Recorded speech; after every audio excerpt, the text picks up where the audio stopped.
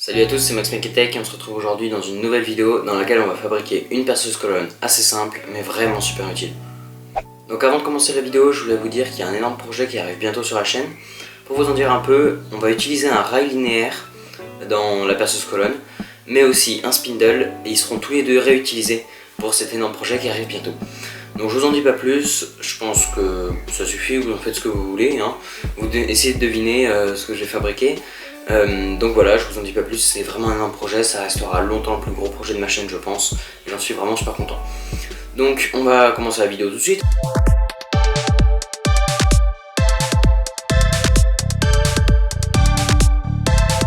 Donc en premier, j'ai utilisé une planche de bois, donc c'était une chute que j'ai retrouvée dans mon atelier pour faire l'armature. J'ai aussi utilisé du coup, comme je l'avais dit, un rail de guidage linéaire que j'ai acheté pour 20 $ sur Banggood, et j'ai aussi utilisé un spindle que j'ai acheté pour 12 $ sur Banggood aussi.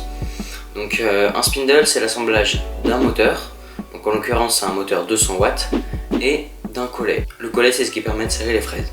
J'ai aussi utilisé pas mal d'impression 3D et un peu de câble pour alimenter le moteur, et en plus bien sûr un transformateur qui va avec. C'est-à-dire que le moteur que j'ai acheté, il est 12 volts ou 24 volts. Personnellement j'avais un transfo 12 volts et je m'en suis donc servi. Mais je vous expliquerai plus tard que c'est plus intéressant d'avoir un transformateur 24 volts.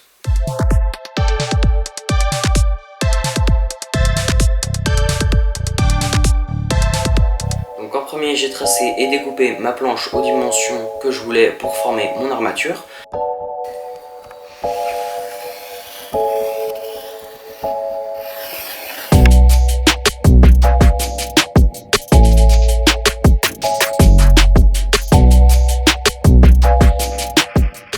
Pré-percer puis visser toutes les planches ensemble pour faire l'armature.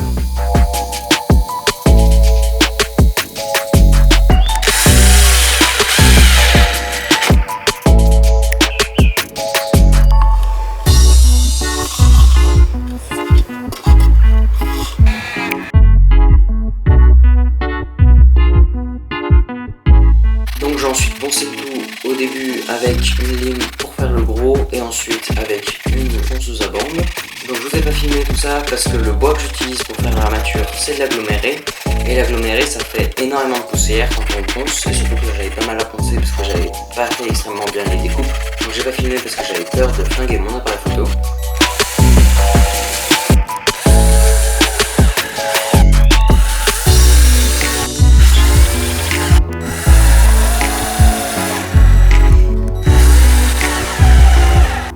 J'ai ensuite vissé le rail de guidage linéaire sur l'armature en bois à l'avant.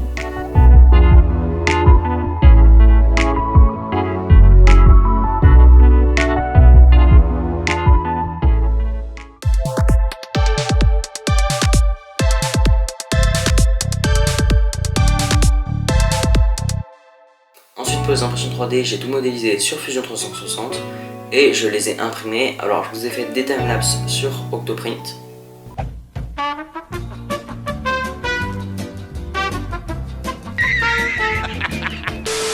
Et ensuite, j'ai vissé toutes les impressions 3D, en commençant par le petit rectangle qui vient s'accrocher sur le guide.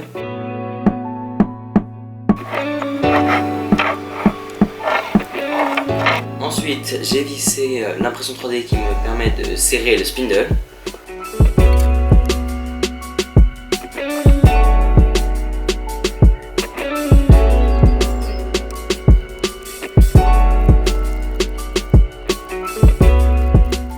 J'ai percé le haut de l'armature pour faire passer la ficelle, et j'ai aussi vissé les deux passes-câbles que j'avais au préalable imprimés en 3D. Et enfin, j'ai placé deux câbles sur les broches du spindle et je l'ai branché, et magnifique, tout marchait. Pause. Alors, je me suis aperçu que je vous avais pas expliqué le système de contrepoids que j'ai utilisé. Alors, mon but était que lorsque l'on lâche le moteur, il reste en place.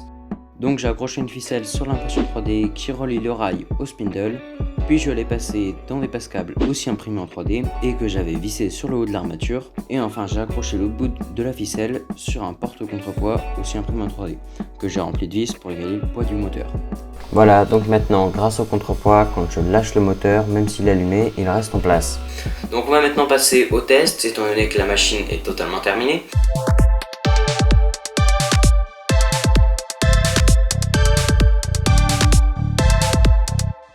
je l'ai testé sur pas mal de bois, donc à la caméra j'ai juste filmé quand je testais sur du pain de 2 cm d'épaisseur.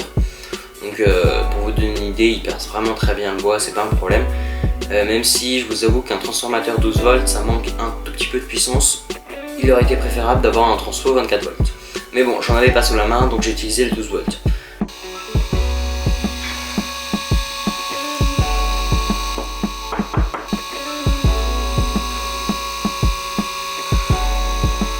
Ensuite j'ai essayé de percer du métal. Alors c'est un rail de métal qui sert normalement à poser du placo, donc qui fait 1 mm d'épaisseur, et ça l'a percé sans problème, même si toujours il manque un peu de puissance. C'est à dire que vraiment si vous voulez fabriquer ça, je vous conseille d'avoir un transfo 24 volts et pas 12 volts. Vraiment misez sur le maximum.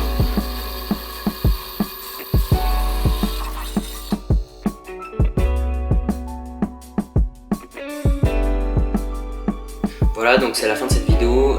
Si tu l'as bien aimé, je t'invite à la liker. Je vais énormément me servir, je pense, de cette perceuse colonne dans mes prochaines réalisations en bois. Parce que pour le métal, je trouve qu'un transformateur 12 volts, je le répète, mais ça manque vraiment de puissance. Donc en plus, comme je vous l'ai dit plus tôt dans la vidéo, il y a un énorme projet qui arrive bientôt sur la chaîne. Donc je vous invite à vous abonner et activer les notifs pour le voir directement. Je pense que je ferai au moins 2 épisodes, parce que c'est un énorme projet et que je mettrai un certain temps à le réaliser et aussi à vous le présenter. Donc je vous dis à plus sûrement dans la vidéo de cet énorme projet. Allez, ciao!